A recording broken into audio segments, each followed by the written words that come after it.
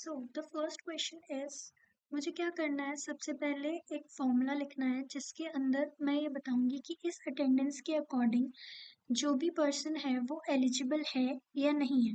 और क्राइटेरिया मेरा ये है कि यहाँ पे मेरी अटेंडेंस 90 या उससे अबव होनी चाहिए। क्वेश्चन कुछ भी हो सकता है, उसके पीछे का कॉन्सेप्ट अच्छे से समझते हुए चलेंगे कि एग्जैक्टली वहाँ पे क्या हो सकता है। तो इस टाइप की किसी भी कंडीशन के लिए जहाँ मुझे ये बताना है कि कोई भी कंडीशन सेटिस्फाई होने पे मुझे क्या प्रिंट करवाना है और क्या नहीं। तो ऐसे में मेरे पास सबसे पहले एक फॉर्मूला आता है इफ। तो यहाँ पे सबसे पहला आएगा लॉजिकल टेस्ट, मतलब मैं क्या लॉजिक लगाना चाहती हूँ, क्या टेस्ट के बेहाफ पे मैं वो चीज़ बताना चाहती हूँ। तो वहां पे मैं वो सेल डिसाइड करूंगी कि हाँ, इस वाली सेल के अंदर मेरा जो नंबर है वो greater than is equals to कितना हो सकता है 90 से। ठीक है, फिर कॉमा लगा के वैल्यू इफ ट्रू, मतलब ये चीज अगर कंडीशन ट्रू है तो मेरे पास क्या चीज प्रिंट होगी। तो वहां पे मुझे क्या टाइप करना है, एलिजिबल। ठीक है, और इसे मैं स्ट्रिंग्स के अंदर ही लिखूंगी, कॉमा वैल्यू इफ फॉल्स, अगर ये नहीं है 90 के अबव तो मेरे पास क्या चीज प्रिंट होनी चाहिए। तो वहां पे मैं लिखना चाहती हूँ नॉट एलिजिबल। ठीक है, तो ये वाली चीज मेरे पास होगी। फिर ब्रैकेट क्लोज करके जैसे ही मैं एंटर करूंगी तो अगर ये 90 या 90 से अबव है तो मेरे पास एलिजिबल क्राइटेरिया शो कर देगा, अदरवाइज ये नहीं करेगा। ड्रैग एंड ड्रॉप, सिंपल, मेरे पास सभी के अंदर फॉर्मूला अप्लाई हो जाएगा। नेक्स्ट क्वेश्चन मेरे पास क्या है कि मुझे एक्सट्रैक्ट करना है मंथ फ्रॉम द डेट। मुझे इस डेट के अंदर से खाली मंथ ही एक्सट्रैक्ट करना है। सपोज इस वाली सेल में मैं अप्लाई करूंगी तो उसके लिए मेरे पास फॉर्मूला आएगा is equals to text bracket start. मुझे कौन सी वैल्यू में चाहिए, तो इस वाली वैल्यू के अंदर से मुझे निकालना है। ठीक है, कॉमा मुझे क्या फॉर्मेट रखना है उसका। अगर मैं यहाँ पे स्ट्रिंग्स के अंदर स्मॉल के अंदर ही अगर मैं यहाँ पे 4 बार एम कर दूंगी तो मेरे पास पूरा मंथ लिखा हुआ आ जाएगा। ठीक है, थोड़ी बहुत फॉर्मेटिंग होती है फॉर्मूलाज की, जिस अकॉर्डिंग अगर अपन थोड़ा बहुत याद रख लें कौन सा फॉर्मूले से क्या टास्क परफॉर्म हो रहा है, वो चीज़ तो खैर याद करने की ही है। तो अपने अकॉर्डिंग अपन आगे अप्लाई कर लेंगे। ठीक है, अगर मैंने यहाँ ट्रिपल एम लगाया तो ये चीज़ आ गई। सपोज अगर मैंने यहाँ पे इज इक्वल्स टू टेक्स्ट अगर मैंने लिखा और वही मैं वैल्यू सिलेक्ट कर रही हूँ, इसके अंदर से मुझे निकालना है। अगर मैं स्मॉल के अंदर 3 बार एम लिख रही हूँ तो मेरे पास ये स्मॉल के अंदर लिखा हुआ आ जाएगा, मतलब शॉर्ट ओनली 3 कैरेक्टर्स। ठीक है, वहीं पे अगर सपोज मैंने यहाँ पे अगर मैं कुछ भी ऐसा मंथ वाला कोई फॉर्मूला लगा रही हूँ, ठीक है, suppose is equals two month अगर मैंने निकाला और फिर यहाँ पे मैं वैल्यू सिलेक्ट कर रही हूँ, एंटर किया, तो ये मुझे उसका काउंट रिटर्न करता है। ठीक है, ये बेसिक डिफरेंस है। मुझे पूरा कंप्लीट चाहिए था तो मैंने यहाँ पे फॉर्मूले के अंदर ट्रिपल एम लिख दिया। ठीक है, नेक्स्ट मुझे क्या करना है, मुझे ओनली कैरेक्टर्स निकालना है, वो भी 6 फ्रॉम द लास्ट। ठीक है, लास्ट के अंदर से मुझे निकालना है किसी भी नेम के कैरेक्टर्स। तो मैं क्या करूंगी, यहाँ पे इज इक्वल्स टू मुझे लास्ट के अंदर से निकालना है। तो लास्ट में मेरा कौन सा आ रहा है, इधर की तरफ लेफ्ट। ठीक है, नहीं राइट है, sorry.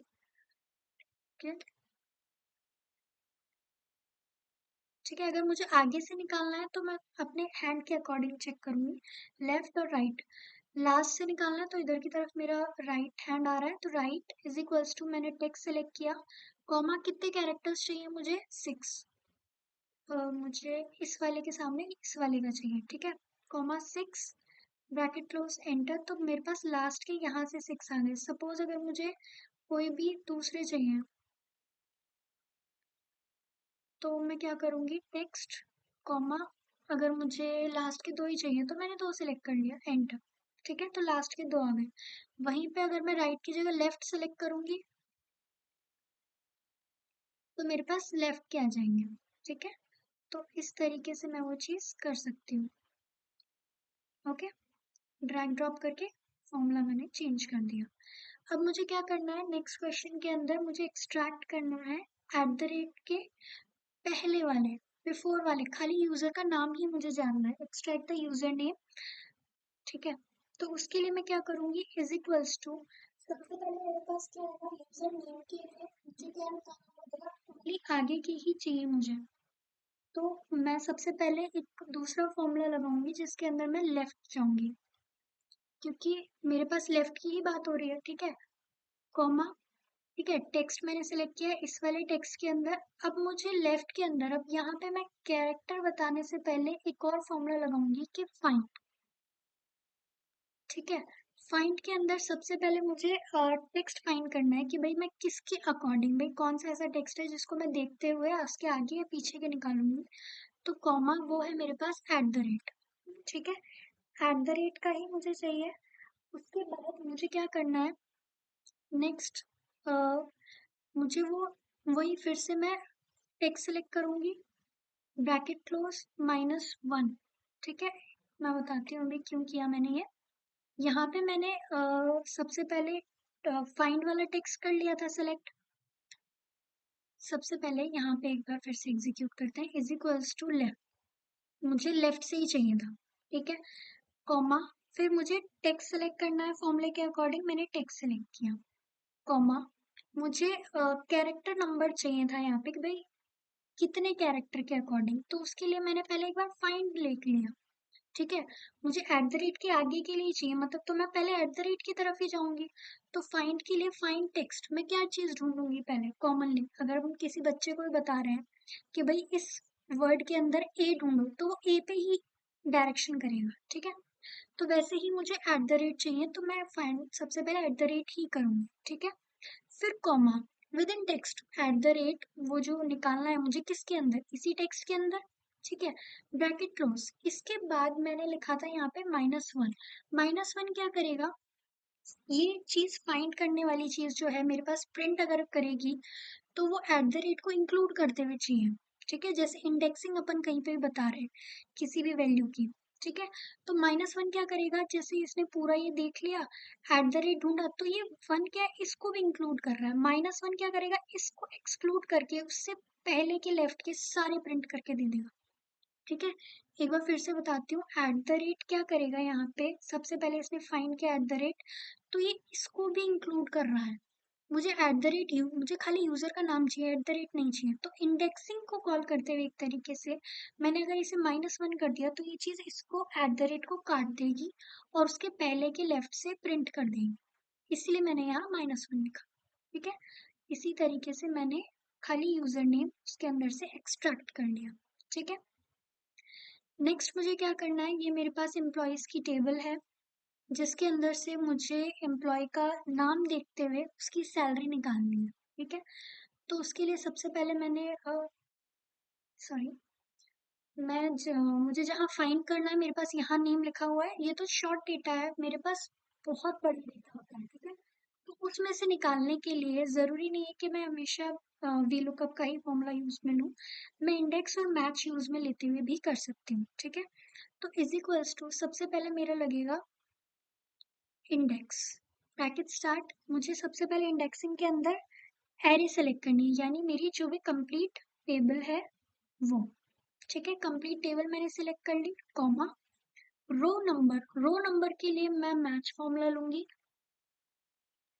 Bracket start, lookup value क्या होती है, कौन सी वैल्यू को मुझे देखना है इंडेक्स के अंदर। मैं सिंपली सबसे पहले मेरी एरे सेलेक्ट करूंगी, रो नंबर डिसाइड करना है मुझे एक बार और एक बार कॉलम नंबर। तो एक बार मैं रो के लिए चल रही हूँ जिसको मैं मैच फॉर्मूले की हेल्प से अप्लाई करना चाहती हूँ। फिर मैच के अंदर मेरे पास अभी मैं कॉलम की बात कर रही हूँ, ठीक है।